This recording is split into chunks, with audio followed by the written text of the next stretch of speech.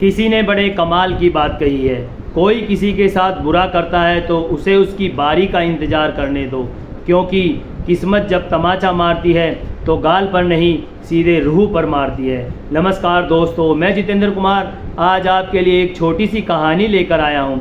ये कहानी एक सेठ जी की है जो व्यापार करने के लिए दूसरे नगर में जाते हैं और वो अपने साथ काफ़ी सारी धन दौलत जेवरात लेकर जाते हैं। तो इसीलिए वो अपने धन दौलत जेवरात की रक्षा के लिए और अपनी रक्षा के लिए अपने साथ 3-4 पहरेदार भी रख लेते हैं। वो सोचते हैं कि कहीं व्यापार में रास्ते में उनके साथ कोई चोरी चकारी मारपीट ना हो जाए, इसीलिए वो अपने साथ 3-4 पहरेदार भी रख लेते हैं। उन्हें काफ़ी दिन हो जाते हैं यात्रा करते हुए, व्यापार करते हुए, तो उन्हें काफ़ी कामयाबी भी मिलती है व्यापार में। जब वो वापस अपने नगर में आते हैं और अपने घर के काफ़ी पास आ जाते हैं तो सेठ जी काफ़ी कंजूस भी थे। सेठ जी सोचते हैं कि यदि इन 3-4 पहरेदारों को मैं अपने घर ले जाऊंगा, शाम का समय भी था, मैं अपने घर ले जाऊंगा तो इन्हें खाना खिलाना पड़ेगा।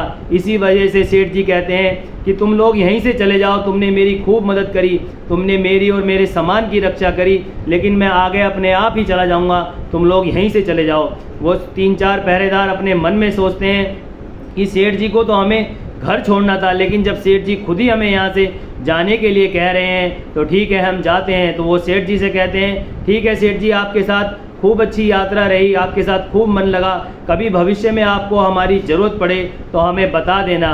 तब सेठ जी भी यही कहते हैं ठीक है, आपने मेरी रक्षा करी, कभी भविष्य में मुझे आपकी ज़रूरत पड़ेगी तो मैं तुम्हें ज़रूर बताऊंगा। और वो सेठ जी को प्रणाम कर कर वहाँ से चले जाते हैं। सेठ जी भी अपने खुश होकर मस्त होते हुए जा रहे होते हैं, खुश रहते हैं कि खूब अच्छा व्यापार हुआ, यात्रा खूब अच्छी रही, कामयाब रही।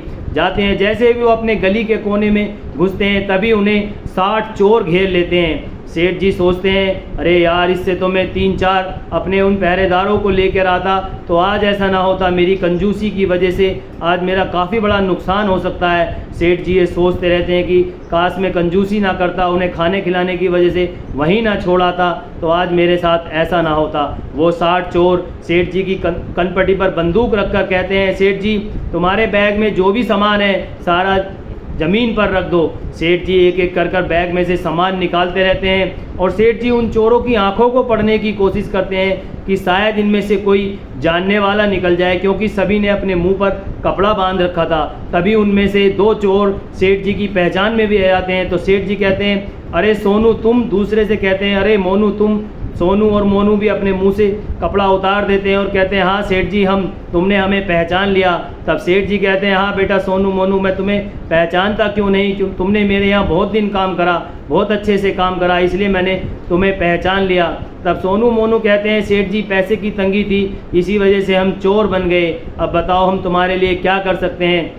तब सेठ जी कहते हैं बेटा बस मुझे यहाँ से किसी तरह से बचा लो, कैसे ही बचा लो। तब वो दोनों चोर अपने 58 चोर दोस्तों से कहते हैं कि ये हमारे सेठ जी हैं, हमने इनके यहाँ काफ़ी दिन काम करा, हमने इनका नमक खाया, ये बहुत अच्छे हैं, थोड़े कंजूस हैं, लेकिन इन्होंने हमें हमेशा अपने बेटे की तरह रखा, अपने बच्चों की तरह रखा, तो हम इन्हें छोड़ देते हैं। वो 58 चोर विरोध करने लगते हैं, लेकिन वो दोनों चोर जैसे तैसे कर कर उन 58 चोरों को मना लेते हैं। वो 58 चोर कहते हैं ठीक है, ये तुम्हारे सेठ जी हैं, तुमने इनका नमक खाया, इनके यहाँ काम करा, हम इन्हें छोड़ देते हैं, चलो कहीं और चोरी करेंगे। सेठ जी जिनका कलेजा एकदम बाहर को आ गया था, अब वो थोड़ा रिलैक्स होते हैं, गहरी सांस लेते हैं और अपना सारा सामान उठाकर अपने घर चले जाते हैं। सेठानी आती है और सेठ जी से पूछती है कि कैसी रही आपकी यात्रा, कैसा रहा व्यापार। तब सेठ जी कहते हैं यात्रा भी अच्छी रही, व्यापार भी खूब हुआ, लेकिन अभी जो 5 मिनट पहले मेरे साथ हुआ उसमें तो ऐसे लगा जैसे मेरा कलेजा बाहर ही आ जाएगा। आज तो मैं गया, मुझे ऐसे लगा एक क्षण के लिए कि अब तो मेरे प्राण गए, अब मैं नहीं बच पाऊँगा। तब सेठानी पूछती है कि क्या हुआ। तब सेठ जी बताते हैं किस तरह से सारी घटना को सेठानी के सामने सारी घटना रिपीट करते हैं। तब सेठानी कहती है कि वो 60 चोर ऐसे समझ लो जैसे 1 घंटा, 1 घंटे में 60 मिनट होती हैं, तो वो 60 चोर 60 मिनट के बराबर थे, और वो दो चोर थे वो तुम्हारे धर्म के थे। तुमने अच्छा काम करा, उन अच्छे काम की वजह से 2 चोरों की वजह से 58 चोर तुम्हारा कुछ नहीं कर पाए। तब सेठ जी कहते हैं तुम्हारे कहने का मतलब क्या है। तब सेठानी समझाती हैं कि आपने 1 घंटे में से 2 मिनट भी अगर अच्छा काम करा तो वो 58 मिनट आपका कुछ नहीं बिगाड़ पाएंगी। तब सेठ जी की बात समझ में आती है।